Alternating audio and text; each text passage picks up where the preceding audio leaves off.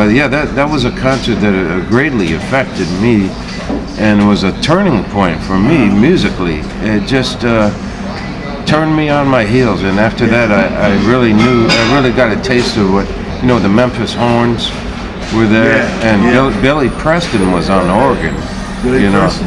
You know, Billy Preston and Sarita died just recently. You know, Billy Preston died and Sarita died. You know, where they went, come bring me your softness, comfort me through all this madness. Woman, don't you know with you I want again.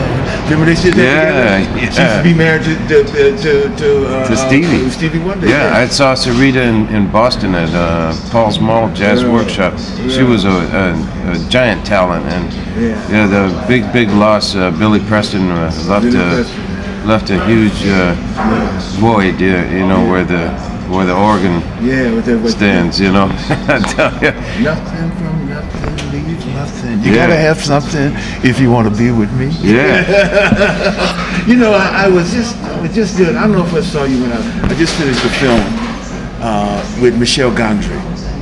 And Michel Gondry, and it's really an old, you know, in a very fantastic way, funny way to tribute to Fats Waller. Wow. So there's one scene on the one scene that we have on an old train where a group of us get together to pay memory to Fats Waller. Wow. And on a train that he died on. And in that scene, sitting up there is Steve Cropper. Whoa. Sitting by the dock of the bay. Yeah. Booker T. Jones, who lives right over here. Right over here in Tiburon. Yeah. Booker T. Jones, myself, McCoy Tyner, and Lil Jimmy Scott. What a sight. Yeah, man. It was so beautiful, man. It was so beautiful. We had a scene. When is that going to be released? It's probably going to be released sometime, I think, after August, after the summer rush. And the title of the film? It's called Be Kind, Rewind. Wow, that's a beautiful title. I like that. Rewind. Be Kind, Rewind. Well, I definitely. I'm going to be Jack Black and myself. Wow, Jack Black is so funny. Joe Black, Jack Black, myself, and Mia Farrow. Wow, what a lineup! So that's beautiful. Wow, what a fantastic movie that's I'm going to really be. excited. It's really imaginative, really funny, but it's really in this way a tribute to Fats Waller. Right. Yeah.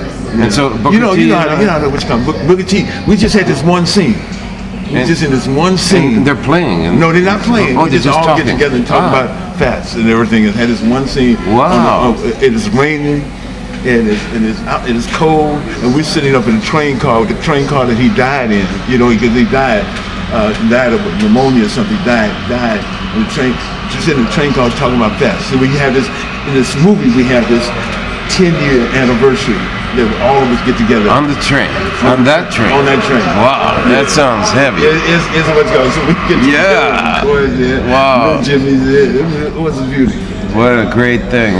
You're doing some really beautiful projects, and you know, thinking back to the days when you were around San Francisco State, they used to have the Blues Festival. Yeah. And I was there when the Chambers Brothers came over. The Chambers Brothers, man. I used to have this girlfriend in 1966. Boy, she loved the Chambers Brothers. Yeah. San Francisco State actually broke them out. That's where they first hit the West Coast. San Francisco. Yeah. Time was a smash. Time was a smash. It was kind of an anthem of the time, actually. I saw them at the Fillmore a couple years ago. Really? I love them, and you know, my father was the physician for the Pointer Sisters. You know? Oh yeah, the Pointer Sisters. Yeah, the Pointer Sisters from here. Sly and the Family Stone. Right. Let's see. You know, I'm in touch with some of the Ron cats. Stallings. You know Ron Stallings? Yeah, no, I played with Ron at the Boom Boom Room. You know, Ron and I went to high school together. Right. Ron and Wayne Wallace. And what's my man used to be on drums? I think he played with Country Joe and the Fish. What's he play? What's his name? He sat in one night. Chicken Hirsch, maybe. No. What's his name? He may not play with Country Joe and the Fish. He played with the Blues. What's his name? God, we were all in high school together. And one night they all went down to the jazz workshop. And they were all underage, and they all wanted to see Coltrane. Ah. And so that night, Ron told me about this. That night, Philly Joe came in, and McCoy, not McCoy, but my man Elvin was on drums. And after the first set, they left. and so Coltrane said, "Do I have a drummer in the audience?" Oh yeah, I remember you told me that story. Who was the cat? What's my man's name? Ron knows. Ron knows who it is. Ron, you talk about Ron. Ron, if you hear us out there, please call in and let us know. He came with it. We all went to high school. We all went to George Washington High School together.